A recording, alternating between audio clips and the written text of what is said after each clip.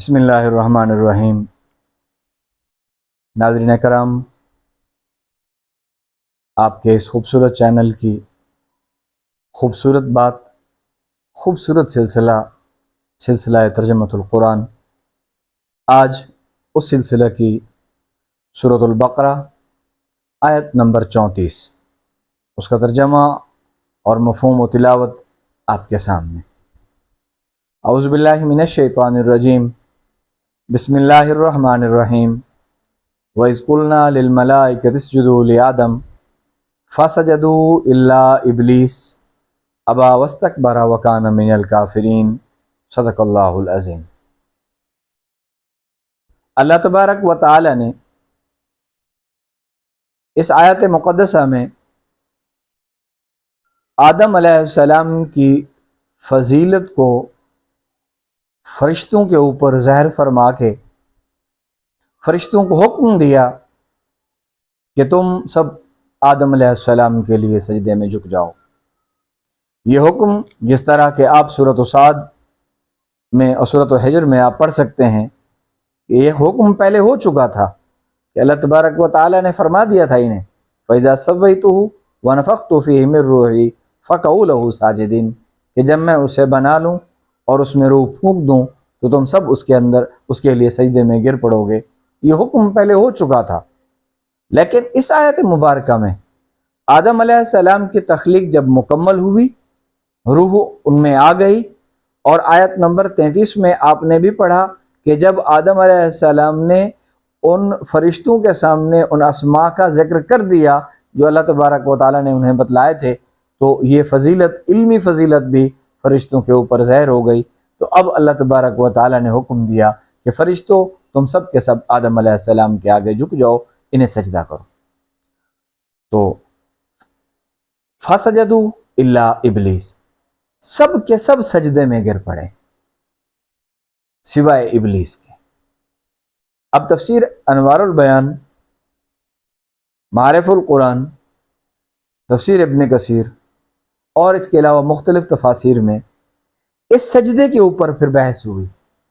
یہ سجدہ فسجدوا، جو سب کے سب فرشتوں نے آدم علیہ السلام کو سجدہ کیا، اب یہ سجدہ عبادت تھا، یہ سجدہ تعظیمی تھا، یہ کیا تھا؟ اب ہم سب جانتے ہیں کہ عبادت صرف اللہ وحدہ لا شریک لہ کے لیے ہے، آپ کے علاوہ تو کسی کو عبادت جائز ہی نہیں ہے، صرف آپ کے لیے ہے۔ تو آدم علیہ السلام کے لیے سجدہ عبادت ہرگز نہیں تھا۔ پھر اس کے بعد سجدہ تعظیمی، چلے اس بات کو یوں بھی آپ سمجھ سکتے ہیں کہ جیسے ہم سب لوگ بیت اللہ کی طرف منہ کر کے نماز پڑھتے ہیں، بیت اللہ کے سامنے، بیت اللہ کے ساتھ رہتے ہوئے ہم بیت اللہ کے سامنے سجدہ ریز ہو رہے ہوتے ہیں، ہم اس گھر کو سجدہ نہیں کر رہے ہوتے، بیت اللہ کو سجدہ نہیں کر رہے ہوتے، مسجد کی دیواریں جو ہمارے سامنے ہوتی ہیں ہم ان کو سجدہ نہیں کر رہے ہوتے، در حقیقت عبادت اللہ کی ہم کر رہے ہوتے ہیں۔ تو فَسَجَدُوا لِآدَمَ، جو آدم کے لیے جو سجدہ ہوا تو وہ سجدہ تعظیمی تھا، عبادت کا نہیں تھا۔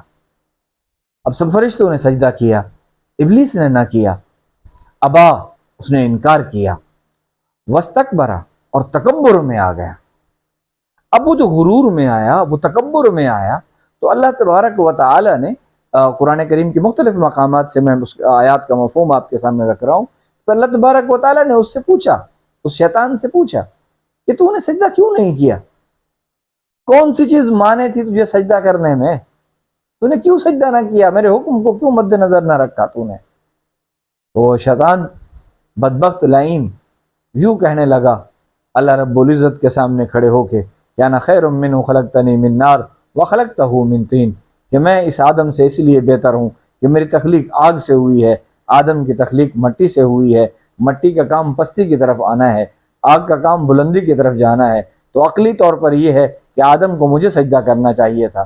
تو اللہ تبارک و تعالی نے اسے حکم دیا، فوراً حکم دیا، فخرج منہا فإنک رجیم، کہ تو میری اس جنت سے، تو میری نعمتوں سے، تو میری ان رحمتوں سے نکل جا، تو مردود ہے، تو بالکل لعین ہے، تو اس لائق نہیں کہ میں تیرے اوپر اپنی رحمتیں کروں، تو نے میرے حکم کو نہ مانا۔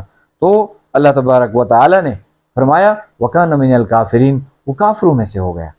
اب بات یہ ہے ناظرین کرام، اپنے عقل کو عقلی دلائل کو مد نظر رکھتے ہوئے جب کبھی ہم نے شریعت کے کسی معاملے کو دیکھا اور پرکھا کہ نہیں میرا من یوں چاہتا ہے کہ یہ چیز یوں ہو، شریعت یوں کہتی ہے، لہذا میں تو اپنے مزاج کے مطابق چلوں گا، تو پھر اس وقت ہم گھاٹے کا سودا کر رہے ہوں گے۔ یاد رکھیے اللہ تبارک و تعالیٰ سے استدعا ہے کہ اللہ تبارک و تعالیٰ ہمیں قرآن کریم پڑھنے کا شوق عطا فرمائے اور قرآن کریم پر عمل کرنے کی توفیق عطا فرمائے۔ وآخر دعوانا ان الحمد للہ رب العالمین۔